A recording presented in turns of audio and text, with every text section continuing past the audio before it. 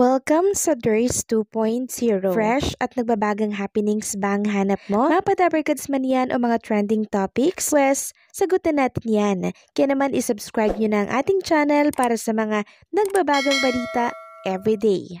So, ayun, welcome back again sa ating YouTube channel mga kadabarkads. And for today's video, ang pag-uusapan natin ay tungkol sa mga importanteng ganap sa loob at sa labas ng Itbulaga.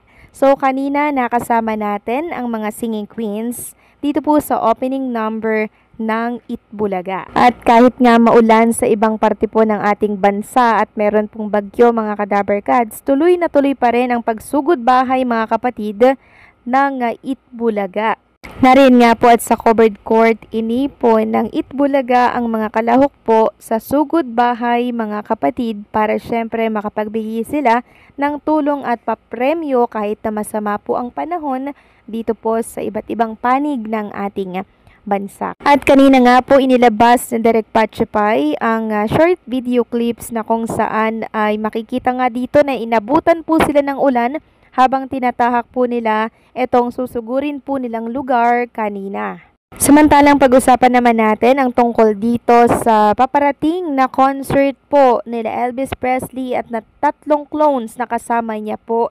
Ngayon po yan mga kadabarkads na may title na Por Ikos. So marami nagtatanong kung tuloy pa po ba dahil may bagyo nga naman po dito sa ating bansa. Sabi dito sa announcement as per venue admins, okay naman po situation sa Marikina. Walang threat ng flooding as moderate showers lang.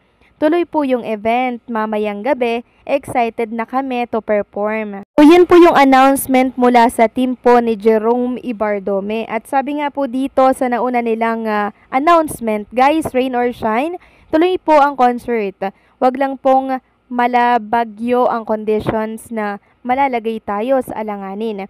But if normal ulan lang po, go tayo para enjoy ang Friday natin. Marami kasi ang nag-aalala at nag-aalinlangan kung tuloy daw po ba itong concert nila Elvis Presley na Por Ikos kasi baka nga naman po bigla silang abutan ng bagyo. Pero pagsisiguro naman po ng team ay okay naman daw po yung situations dyan sa Marikina at wala pong pagbabanta ng pagbaha at moderate lamang naman po mga kadabarkads ang ulan. Kaya safe at enjoy nyo for sure ang concert ng apat natin na clones. So ang magiging problema lang naman dito mga kadabarkads ay kung meron pong nakabili ng ticket mula sa ibang lugar na medyo malayo na apektado po ng bagyo. Syempre, hindi po yun makaka-attend. Pero yung andito sa malalapit lang na lugar, pwede po kayong makapunta. Samantalang next topic naman tayo, pag-usapan natin ang tungkol dito sa another concert po ni Jerome Ibardome kasama ang iba pang mga clones na magaganap po yan by November 29, 2025. So, nagkaroon po kasi ng problema mga kadabarkads sa acceptance of concert inquiries for 3 days dahil po ito sa 30 pesos insurance fee.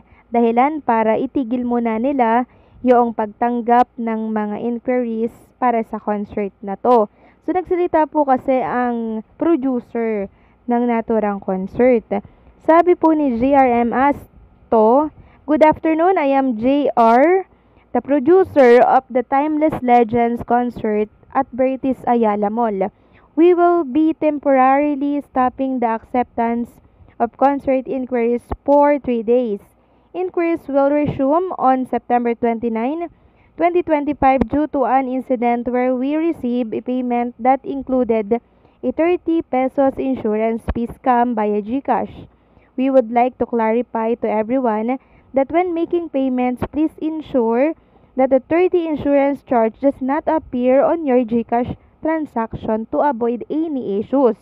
But we will still fix the seat numbers of those who have already paid." So ito po yung malaking announcement mga kadabarkads na sana po ay malaman ng lahat, lalo na po sa mga naka-avail na ng ticket at sa mga bibili pa lamang po ng ticket.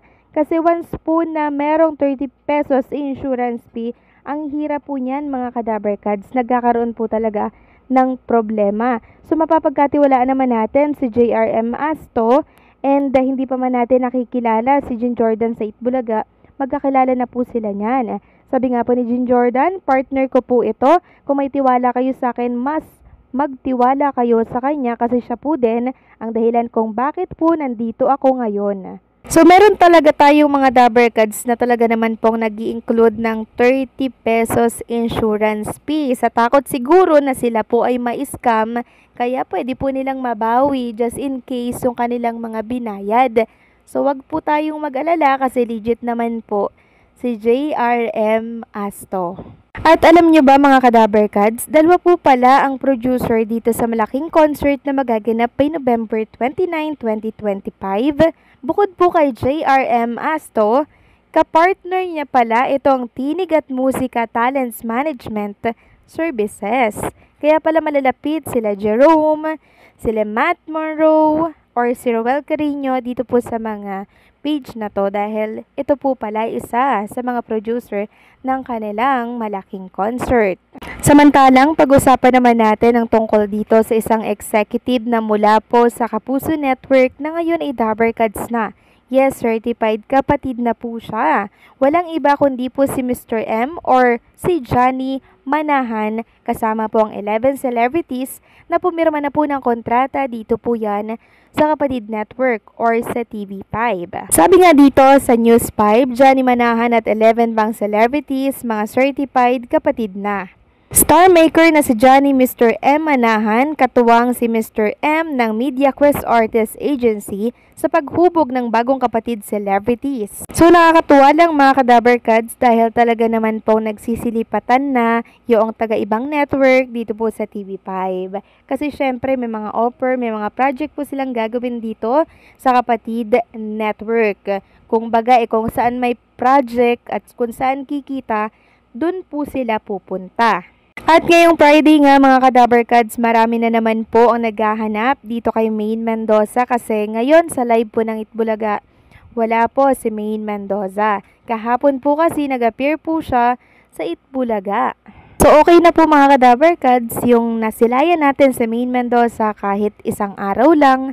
'Di ba? Tapos ngayon wala po ulit siya. Alam naman natin na meron po siyang problema na pinapasaan dahil po ito doon sa issue na kinakaharap ng kanyang asawa na si Mr. Arjo Atayde. So kahit na nakikita natin na okay po si Maine Mendoza sa camera, masiyahin po siya, pero sa likod po nito mga Kadabbercads, sobrang lungkot at problemado po niya or problemada niya po ngayon. Kung bagay stress, depressed at pinipilit po na magpakita sa camera na masaya kahit na alam naman natin na meron po siyang pinagdadaanan.